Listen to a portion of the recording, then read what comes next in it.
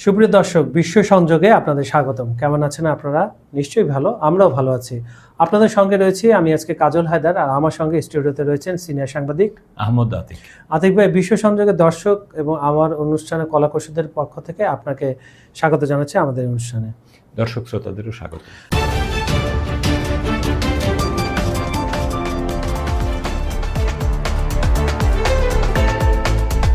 যুদ্ধের আজকে 18তম দিন। গতকালের কি হয়েছে, আর এখন সবার আগে যেটা দেখছি, সব জায়গায় তেল ফ্যাক্টরটা সামনে এসে পড়েছে। যেহেতু হরমুজ প্রণালী বারবার ইরান বলছিল যুদ্ধ শুরু হওয়ার আগে, সবাই ওটাকে ফাঁকা বুলি ভাবছিল, বিশেষ করে আমেরিকা এবং তার বন্ধু দেশগুলো, বিশেষ করে ইসরায়েল। তারা ভাবছিল এই রিস্কটা ইরান নেবে না, কিন্তু ইরান আসলে পুরোটাই কন্ট্রোল করছে। এর ফলে যেটা হয়েছে, রাশিয়ার নাম চলে আসছে, চীনের নাম চলে আসছে।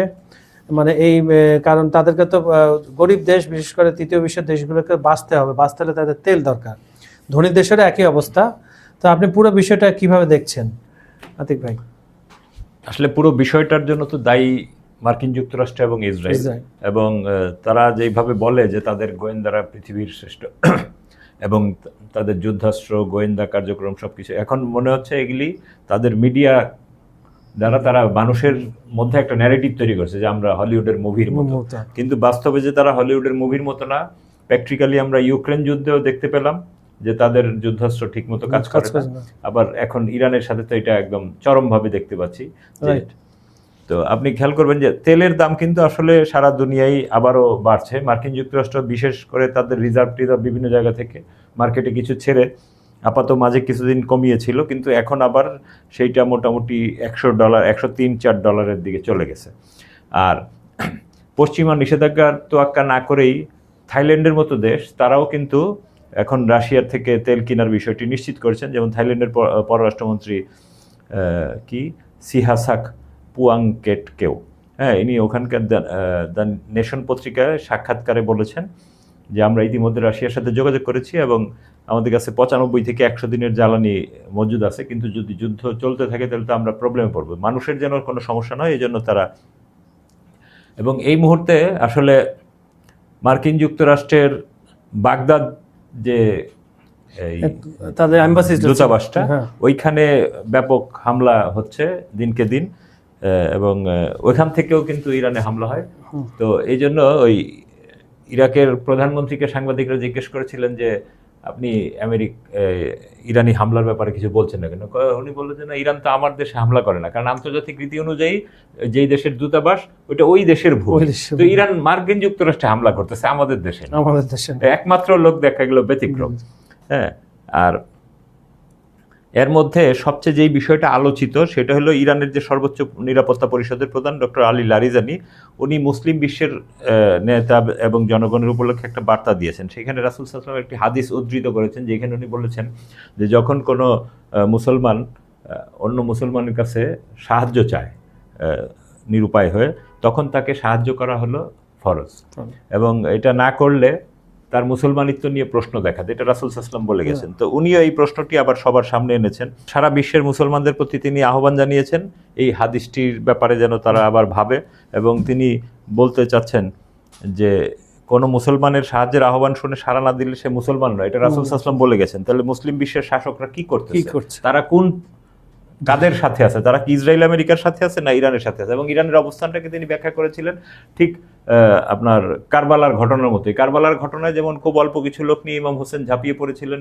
অন্যায়ের বিরুদ্ধে, ঠিক এইখানেও ইরান একলাই ঝাঁপিয়ে পড়ছে। তো এই যখন অবস্থা, তখন আপনার এই আবার আরেকটা খবর আছে যে কালকে কিন্তু ইরানিরা ওই যে সৌদি আরবে মার্কিন একটি ঘাঁটিতে একটা ANFPS 117 নামক একটি প্রাথমিক সতর্কতামূলক রাডার, এটাকে ধ্বংস করে দিয়েছে, যার ফলে আরো ইয়েতে পড়লো।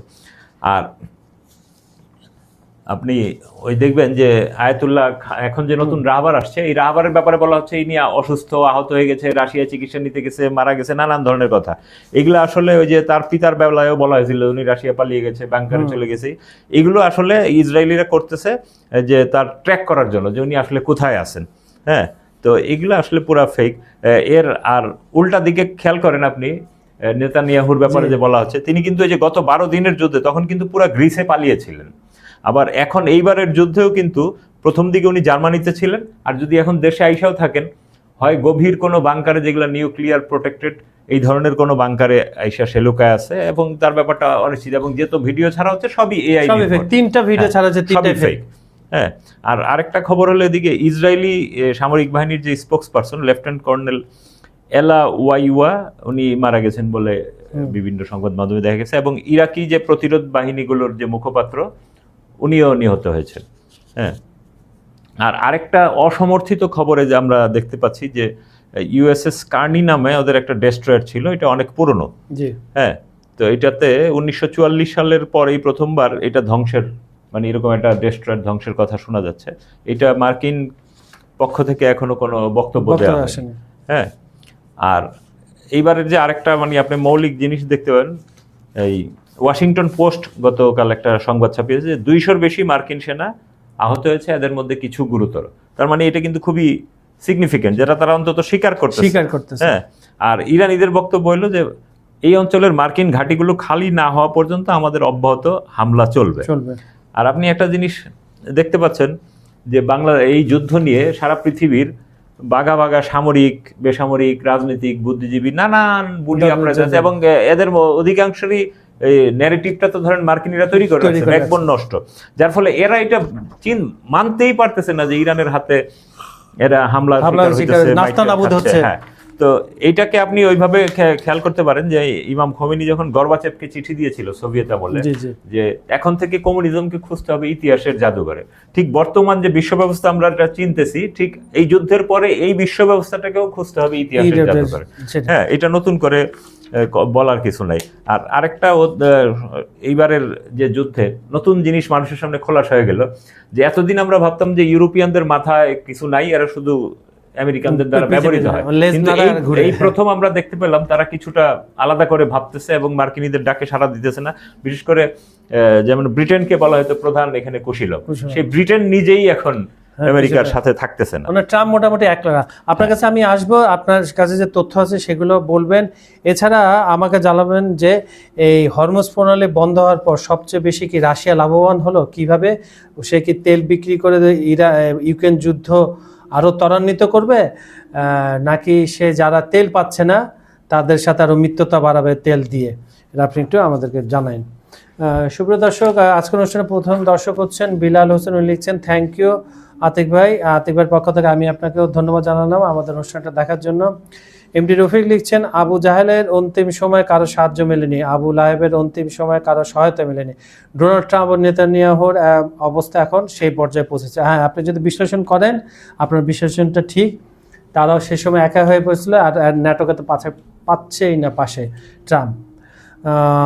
সামিল ইসলাম লিখছেন আলোচনা অনেক সুন্দর, কুয়েত থেকে দেখছি। ভাই আপনারা ভালো থাকবেন, সাবধানে থাকবেন, কৌতূহলী হয়ে যেখানে আক্রমণ হচ্ছে বা যেখানে বিস্ফোরক পড়ে থাকে ওখানে আপনার যেন না। দেবব্রত বর্মা লিখছে যুদ্ধ কাম্য নয়, যুদ্ধ অনেক প্রাণী হয়, কিন্তু দেশের সামনে অনেক সময় এমন সংকট তৈরি হয় যখন বাঁচার জন্য মৃত্যুর জন্য প্রস্তুতি নিতে হয়।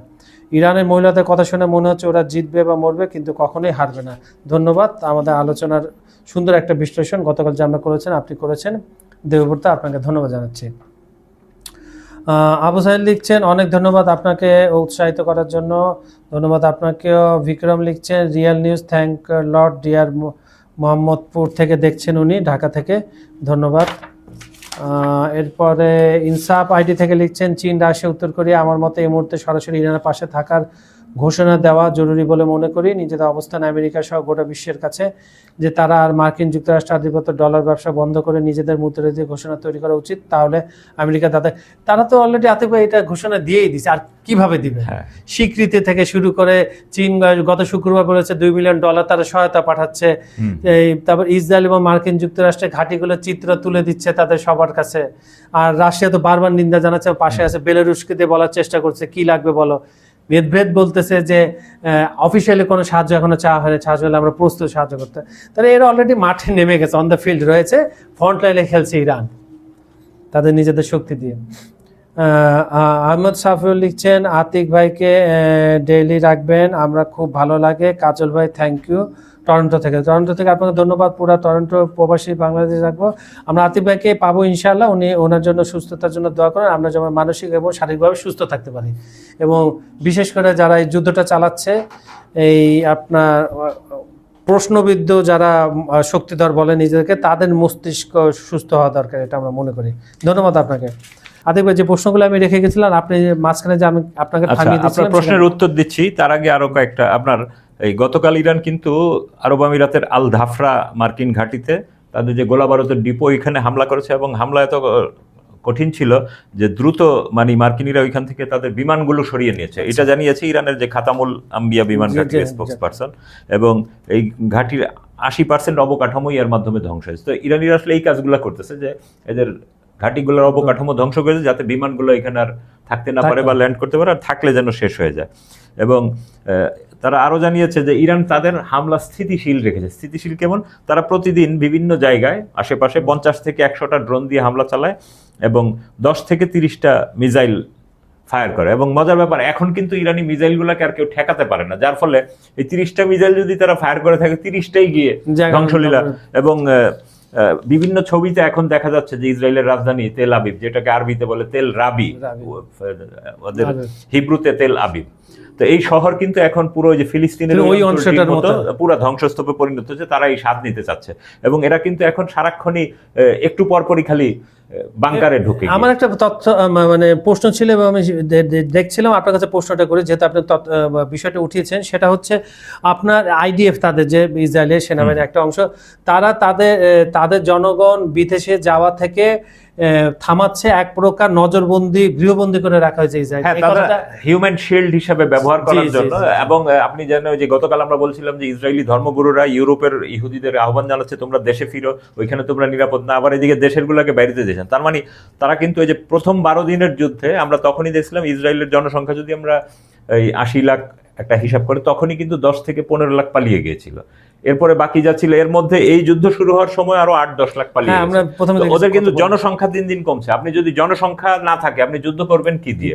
আর আপনি যেটা বলছেন যে রাশিয়া লাভবান হচ্ছে কিনা, অবশ্যই রাশিয়া লাভবান হচ্ছে। কারণ এই মুহূর্তে আপনি পৃথিবীর যে দেশের কথাই বলেন, আধুনিক যুগে আধুনিক না, যে কোনো সময় জ্বালানিটা হলো যেই দেশের নিয়ন্ত্রণে থাকে, তারই কিন্তু আসলে কন্ট্রোল থাকে। তো ইউরোপের গ্যাস এবং তেল কিন্তু রাশিয়াই একটা বড় সাপ্লাইয়ার ছিল। তো সেই রাশিয়াকে আপনি যখন বিভিন্ন এমবার্গো দিয়ে ইউরোপকে বাধ্য করেছিলেন তেল কেনা বন্ধ করতে রাশিয়া থেকে, রাশিয়া চুপচাপ বসে। এখন রাশিয়ার তেল কিন্তু অনেক দাম বেড়ে গেছে।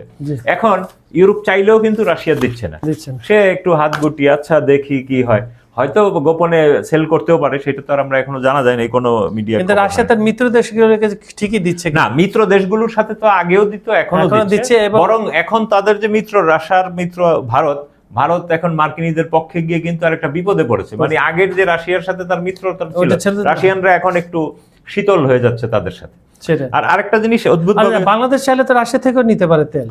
হ্যাঁ, বাংলাদেশ রাশিয়া থেকে নিতে পারে, কিন্তু আপনি তো জানেন বাংলাদেশ মার্কিন লবির জায়গায় চলে গেছে এবং মার্কিন ঢাকার রাষ্ট্রদূতের কাছে বাংলাদেশ আবেদন করেছে যে আমাদেরকে একটু রাশিয়া থেকে কেনার অনুমতি করেছিলেন। যেহেতু ট্রাম্প ঘোষণা দিয়েছে জুন জুলাই পর্যন্ত নিষেধাজ্ঞাটা উঠায়নি, এখন এই অবস্থায় ইসরায়েল তার ইন্টারসেপ্টর বা বিভিন্ন ধরনের অস্ত্র চাচ্ছে। আল্লাহ না করুক, কিন্তু পৃথিবী কিন্তু আমার মনে হচ্ছে যে একটা আপনার নিউক্লিয়ার যুদ্ধের দিকে, কারণ ইসরায়েলিরা তাদের কাছে নিউক্লিয়ার আছে এটা স্বীকারও করে না, অস্বীকারও করে না, কিন্তু আছে।